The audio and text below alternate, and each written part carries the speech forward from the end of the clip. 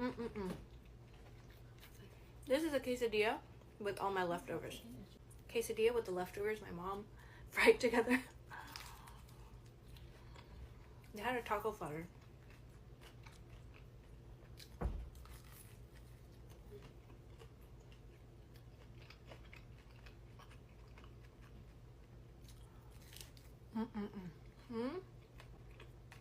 The quesadilla my mom made from not leftovers, but from the topping.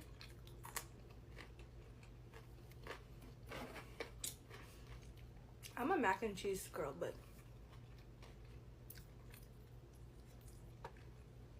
I don't know how I feel about that. Okay. Corn and queso dip.